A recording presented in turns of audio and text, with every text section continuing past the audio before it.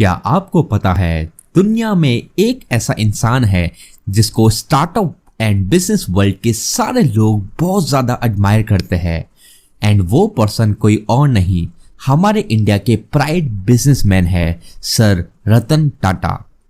लेकिन आपको उनके लाइफ जर्नी के बारे में जानना बहुत इंपॉर्टेंट है कि कैसे उन्होंने इतना बड़ा एंड सक्सेसफुल एम्पायर खड़ा करा of Tata group of companies. Tata group establish हुई थी 1868 में एंड उस टाइम उसके फाउंडर थे जमशेदजी टाटा। वैसे तो रतन टाटा बहुत अमीर फैमिली से बिलोंग करते थे बट वो हमेशा से ही बहुत डाउन टू अर्थ थे। अपने करियर के स्टार्टिंग डेज में रतन टाटा जी ने अपनी ही कंपनी में एज अ वर्कर काम करना चालू करा था बिकॉज हमेशा से ही उनकी सोच और उनका जुनून था सीखने का। उसके बाद रतन टाटा सर की कैपेबिलिटीज को चेक करने के लिए उन्हें दो कंपनीज का इंचार्ज बनाया गया, नेल्को एंड इम्प्रेस मिल।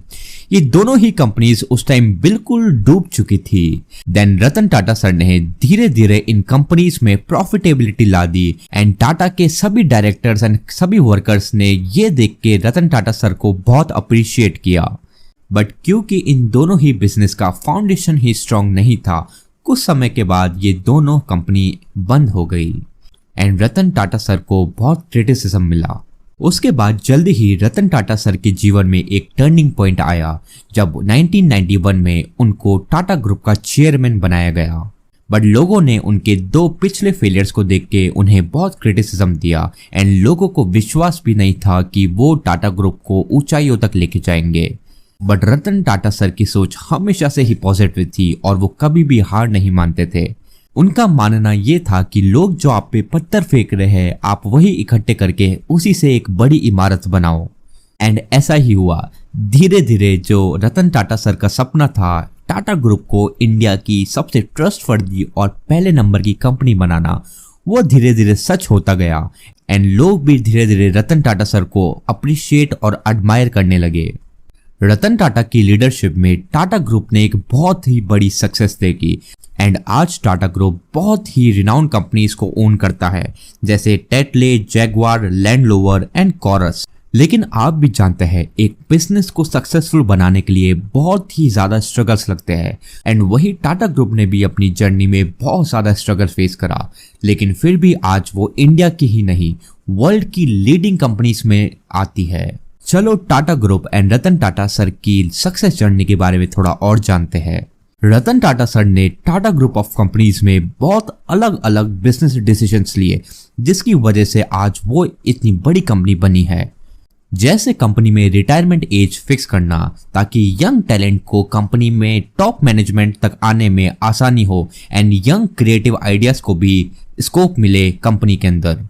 इसके बाद रतन टाटा सर ने कंपनी को नई टेक्नोलॉजी अडॉप्ट करने के लिए एडवाइस करा ताकि फॉरेन इन्वेस्टर्स को वो अपनी कंपनी की तरफ अट्रैक्ट कर सके एंड इसका रिवॉर्ड ये मिला कि टाटा ग्रुप ऑफ कंपनीज की एक कंपनी टाटा मोटर्स को न्यूयॉर्क स्टॉक एक्सचेंज पे लिस्ट करा गया जिससे वर्ल्ड वाइड टाटा को एक बहुत बड़ा ब्रांड एंड कंपनी रिकॉग्निशन मिला।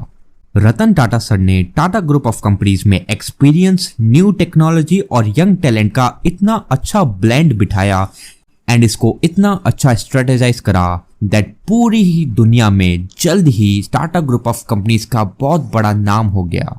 कोरस जैसी कंपनी को अक्वायर करने के बाद कमर्शियल व्हीकल मार्केट में टाटा ग्रुप बहुत आगे पहुंच चुका था एंड कमर्शियल व्हीकल इंडस्ट्री में सक्सेस के बाद रतन टाटा सर ने एक ब्रेक थ्रू डिसीजन लिया पैसेंजर कार सेगमेंट में एंट्री लेना एंड टाटा ग्रुप की फर्स्ट पैसेंजर कार 1998 में लॉन्च हुई जिसका नाम था इंडिका। बट उस time Hyundai and Maruti Suzuki की कार सेगमेंट से कंपीट करना बहुत ही ज्यादा मुश्किल था, इसलिए इंडिका इतना कंपटीशन पे खड़ी नहीं उतरी। ये सब देखते हुए रतन टाटा सर ने एक बार सोचा मैं अपने पैसेंजर कार सेगमेंट को सेल आउट कर देता हूँ एंड इसी सोच को लेकर वो फोर्ड के मालिक के पास गए बट वहां पर उनको बहुत ज्यादा ह्यूमिलेशन फेस करने को मिला। फोर्ड के मालिक ने उनको यहाँ तक कह दिया था कि अगर हम आपके पैसेंजर कार सेगमेंट को बाय करते हैं तो आप पर ये बहुत बड़ा एहसान होगा। लेकिन कुछ समय बाद जब फोर्ड कंपनी बैंकरप्ट होने की स्टेज पे आ गई थी तब रतन टाटा सर ही वो इंसान थे जिन्होंने फोर्ड कंपनी को अक्वायर करके उसे बैंकरप्ट होने से बचाया। उसके बाद रतन टाटा सर ने सोचा कि मैं अपनी टाटा कार्स को सिर्फ मिडिल क्लास रेंज को सर्व करूंगा, लेकिन उसमें अफोर्डेबल रेट के साथ मैं ड्यूरेबिलिटी एंड क्वालिटी भी सर्व करूंगा अपनी टाटा मोटर्स की गाड़ियों में।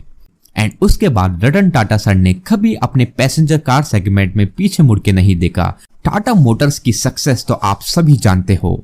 रतन टाटा सर का स्टार्टिंग से सोचना यही था कि अगर आपको अपने जीवन में कुछ बड़ा करना है तो बड़ा सोचना पड़ेगा, और बड़ी सोच के साथ अब आपका एग्जीक्यूशन भी बड़ा होना चाहिए। अगर आप बड़ा सोचोगे और बड़ा करोगे नहीं तो आपको जीवन में वही मिलेगा जो आपको मिलता आया है या आपके पास जो पहले से ही है।